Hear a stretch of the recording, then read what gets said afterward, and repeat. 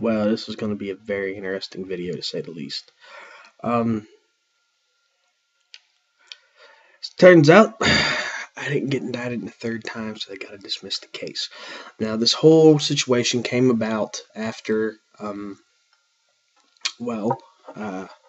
put out all that evidence about how the cops falsified evidence and covered things up and fabricated charges and threatened me with stuff, trying to cover up and manipulate the legal system.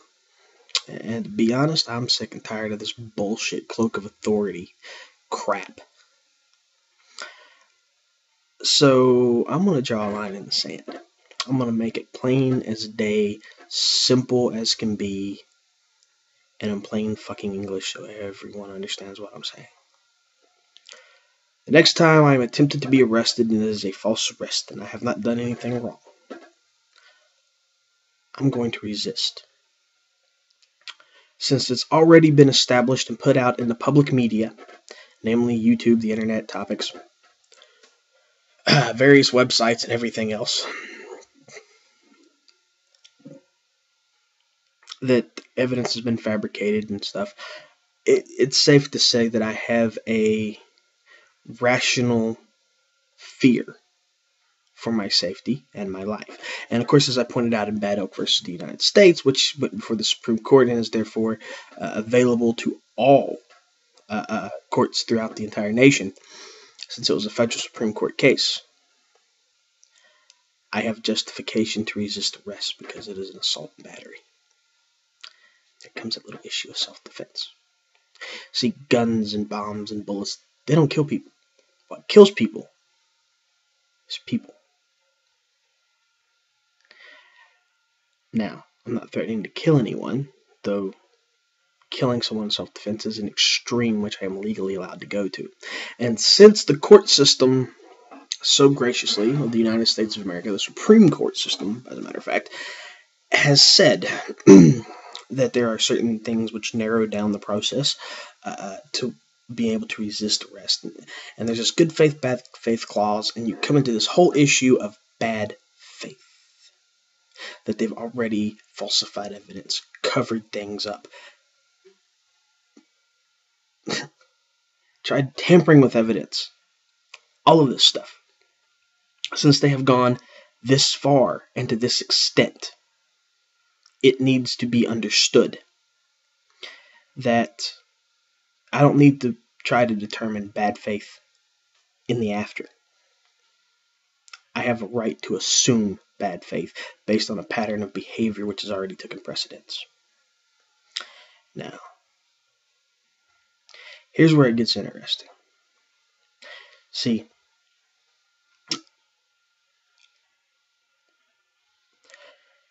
I have a very unique skill set, and I've used that very unique skill set to get information showing where the police were trying to falsify evidence and set me up and everything else. I've used that very unique skill set to gather information on certain people, which has been disclosed all over the internet. Yeah, I find it really interesting that Amanda Kirk and Michelle Jennings want to get on the internet, and especially Michelle Jennings, get up there and be like, "Oh, I'm not in relation to Mary Jennings," even though your mother says so on your MySpace profile is Mary Ann Jennings. Sorry. And it gets even more interesting that Amanda Kirk wants to get up here and deny being, in relation to the cops. I'm sorry. If someone was accusing me of pimping out my children, I would be more concerned with the allegation of me pandering a child than I would be being related to the police, especially if I was a law-abiding citizen. But these people aren't worried about me accusing them of pandering out their children, of setting people up for the cops or anything else. No, we're not related to the police. We're not connected to the police in any way. No, we're not.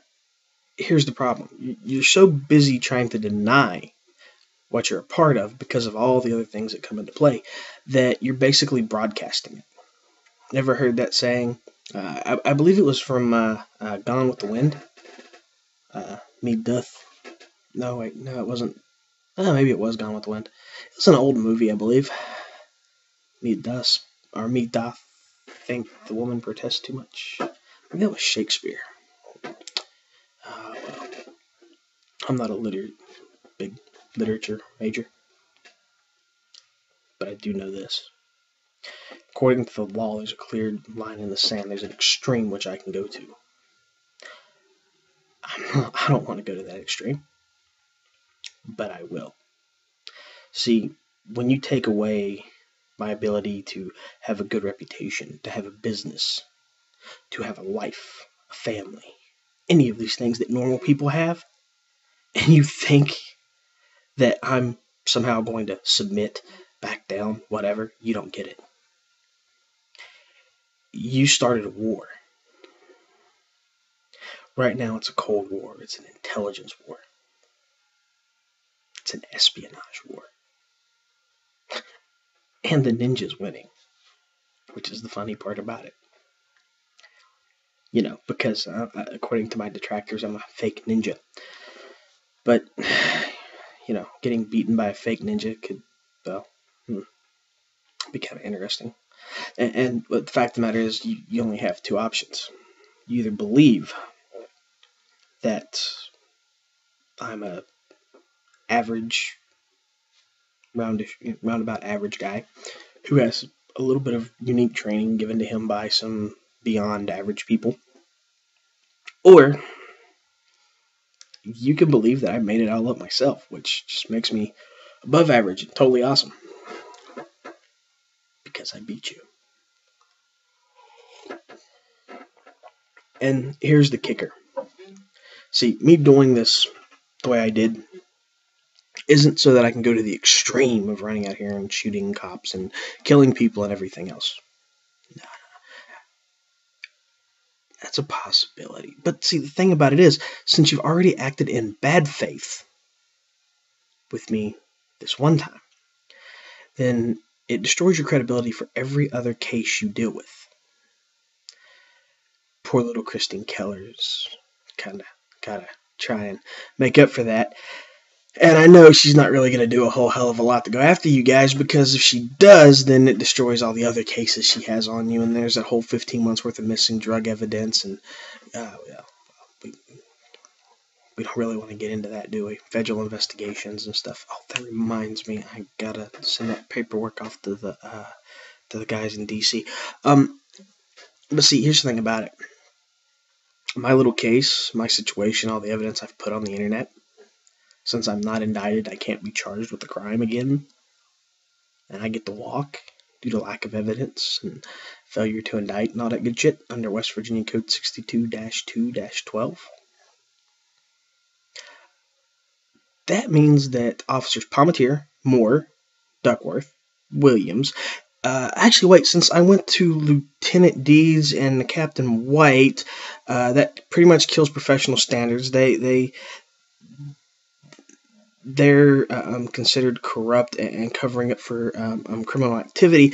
And then since I went to the superintendent already, that kind of destroys his credibility. And I've already gone to the governor's office. And yeah, the governor hasn't done anything.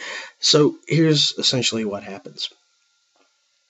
Any person who gets arrested by these officers, Theckley police officers, what have you, they have an automatic case in court. Hey, these guys are setting me up. Well, you have to prove it. Well, really? Well, let's go to pattern of evidence. This is already in the public view. It's already out here for the whole public to see. So anyone can use what is already publicly released information. They threatened this guy. They set him up. They arrested him. The only time... Think about it. You got a search warrant to take evidence out of a fucking forensics lab, for Christ's sakes, to keep me from... to keep the forensics lab from finding the exculpatory evidence, which proved I was innocent and had my uncle, your snitch, admitting that he was the one involved in criminal activity. All because you want to justify your past actions. Let's see. Maybe I'm a little bit crazy. Or maybe I'm just a little bit smarter than what you dumbasses have been thinking. See, now I give everyone that you arrest. All I gotta do is start filing complaints, go to the law library, do some research, public library, there's law books in there, do some research, start looking at those codes, rules of criminal procedure, court cases, the actual codes themselves. And what you come under is that you have a whole history of fabricated evidence.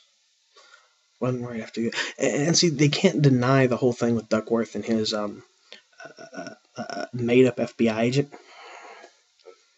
They can't deny that the day after I threatened Captain White to go to the superintendent because he wasn't doing anything about Lieutenant Deeds not doing his job and making excuses and investigating the other cops for criminal activity, that they go and get the warrant.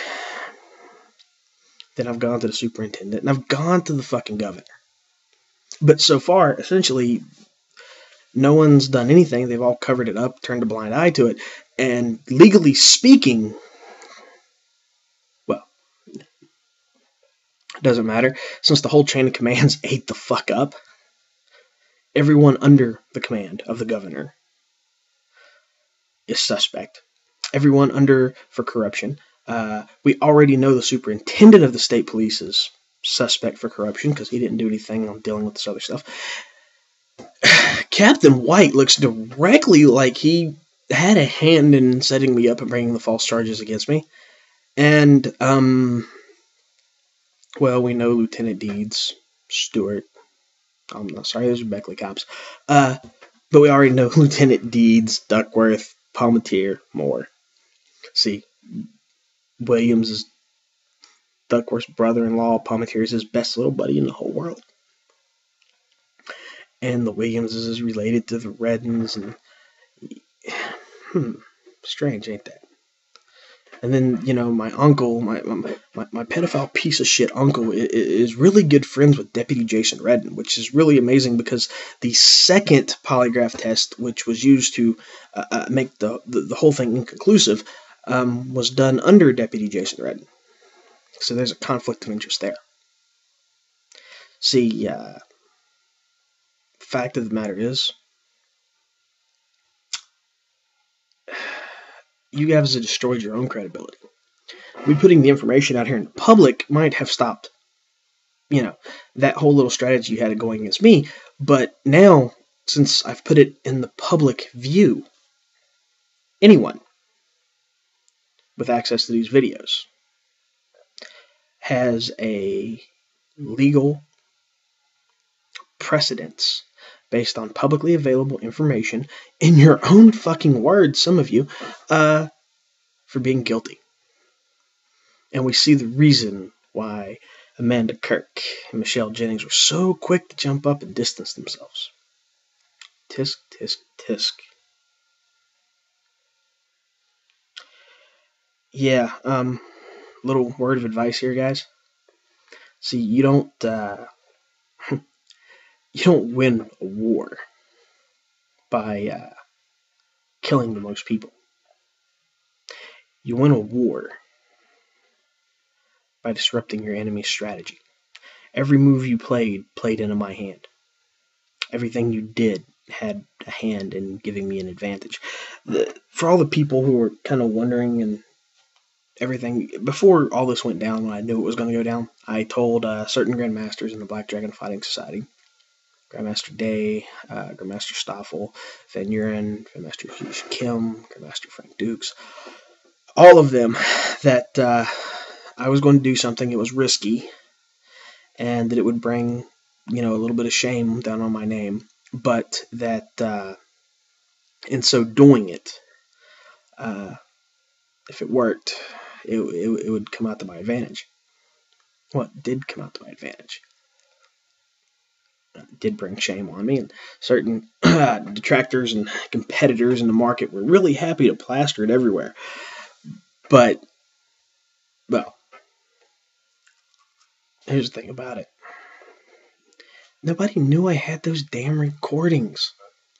Or that I recorded my lawyer who was lying to me for 2 fucking years straight. Yeah. Now here's the problem. Kind of painted into a corner. So you got 2 options. Option 1, you kill me. Option 2, you do something as far as arresting me and then probably try and have me taken out by some snitch in jail. So, well, I'll get to that when I get to it. But, Sergeant Bailey of the Beckley Police Department and Captain Rogers especially. See, I got you on tape admitting I came to you about Stewart and Capehart falsifying evidence and trying to set up me, Morello, and Eric. Although Jordan being one of their students. And you admitted it. You admitted that you gave them medals for finding new and inventive ways to set people up. Catch criminals. And so you have actually engaged in a practice which is in violation of the West Virginia law as far as a, what is it I'm thinking of? Yeah, an organized criminal enterprise. And then there's this whole issue with Sergeant Bailey and how he lied to me about getting warrants and everything. See, he didn't have to protect me. There's no legal justification for the police having to protect someone. Not filing a police report, none of this stuff, none of it really mattered until he started lying to me because he was getting the bad press on YouTube about how he wasn't doing things and So now you're stuck in a corner, and you're stuck in a corner with, well, it's amazing that you guys will protect fucking drug dealers and pedophiles, but an innocent person you'll fucking set up just so you can get your convictions. Well, speaking of convictions, I have mine. And, well, a whole lot of things are about to change. In a whole lot of ways.